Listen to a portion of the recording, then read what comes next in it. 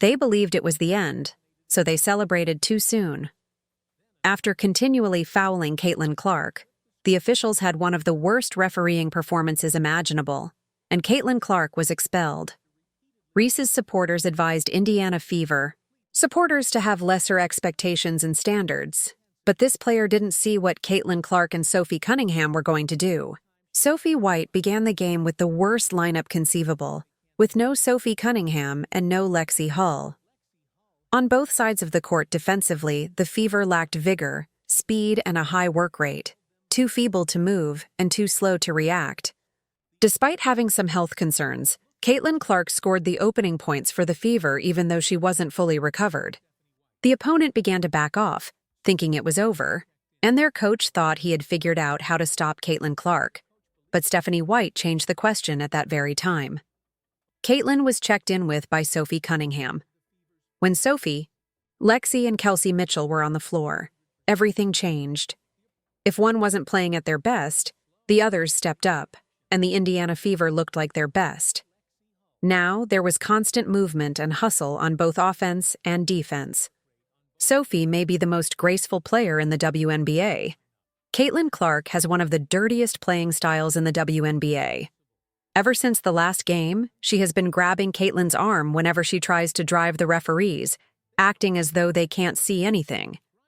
She does this every time she pulls her arm or grabs her jersey, but the way Caitlin Clark and Sophie Cunningham would respond later would leave her completely speechless. Caitlin Hull has the best three-point percentage in the league. She took 2 threes and nailed them both. Indiana Fever changed the question. Sophie Cunningham and Lexi Hull were running all over the court during the entire game when Sophie came alive again. Caitlin Clark saw her, and she made a wise move by not letting her go for the layup, because she knew the Fever needed threes to close the gap and that Sophie Cunningham could be trusted. It was a great shot, but Caitlin didn't drop, so she went, straight back at the same player. This time, there was a clear foul on her that wasn't called, so she returned with a vengeance. The player then shoved Caitlin Clark, but there was still no flagrant, and Caitlin responded by telling her, "I'm not scared of you."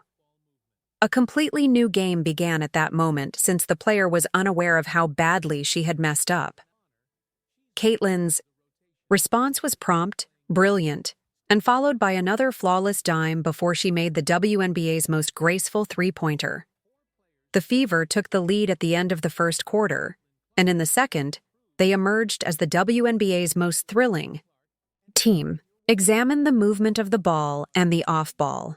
Incredible court footage from Sophie and Caitlin. Stephanie White brought in Dearest Dantas for the first time, and even though she isn't the best player in the WNBA, if she can hit one of every 3 or 5 threes and plays with more energy than Dana Bonner, she's essential to the rotation. Greyer continued to play dirty, and Stephanie White managed the minutes flawlessly, knowing that they had to play the defending champions, the Liberty, in less than 24 hours. Look at Kelsey Mitchell, who just delivered her 3rd consecutive excellent game.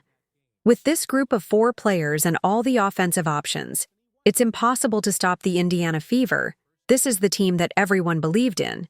They have 4 players who can change the game offensively. When Caitlin Clark was on the court, she broke record after record and was one of the game's best scorers. The season is only just getting started, and the player couldn't stop him. Caitlin Clark returned and regained her dominance.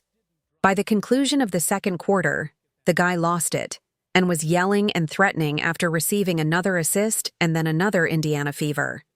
Caitlin replied with class, "So please give me a moment to verify her name. Congratulations, Ryan Howard." Now that you're famous, you can put a photo of yourself with Caitlin Clark on your wall and tell your granddaughter in 30 years that you faced the greatest player of all time. However, the matchup continued in the second half, even though Caitlin wasn't feeling well. The Atlanta Dreams coach and defense both looked scared. It wasn't Caitlin's best shooting night, so she switched her focus to ball handling and playmaking. When the Fever lost the lead, Sophie came in and got it back, and Caitlin returned. Greyer committed her 5th foul on Caitlin Clark, and Howard scored again. But before she could celebrate, Caitlin Clark went coast to coast and scored at the rim. Even on her worst days, you can't stop Caitlin. Look at Lexi Hull's court awareness. With Lexi and Sophie on the ground, Howard's tormenting comes to a stop. Caitlin commits another foul, and Clark just smiles through it. Howard returns to confront Caitlin once more, but Caitlin teaches her another lesson. Atlanta had no answers when Caitlin Clark took over in the fourth quarter. Sophie Cunningham objected to the referee's attempts to keep the dream alive during the game, saying, "Watch closely." Sophie remained still as she watched the fans shouting for Caitlin to stop sobbing. What's going on with the WNBA, and why hasn't there been an official statement? Howard put Atlanta up once more. When Caitlin returned, she was under strict surveillance. Natasha gave the lead back to the Fever, and Howard hit a three. Lexi responded straight away, preventing Howard from celebrating, and Howard returned right after, saying, "You can't guard me." Howard couldn't believe what she was seeing as Stephanie White played her final card, Sophie Cunningham. But Caitlin Clark quickly responded, drawing a foul hit and tying the game with 3 minutes remaining. Caitlin Clark then set up for the final dance. Anne called for a traveling violation after Sophie mercilessly shut down the WNBA Bullies. Howard missed the second attempt, and Lexi grabbed the rebound. Even though Caitlin wasn't feeling well, she managed to get her back ball in Clark's hands, which is safer than putting your money in a Swiss bank. Then, Sophie went straight at the WNBA Bullies. Once more, look at Sophie. The enforcer had come, fouling on her, but she didn't stop. She stole the ball, crossed up the first defender, then the second, then the third, and then sank the free throw. Sophie showed no mercy. She still wanted the ball. Don't forget to like and comment.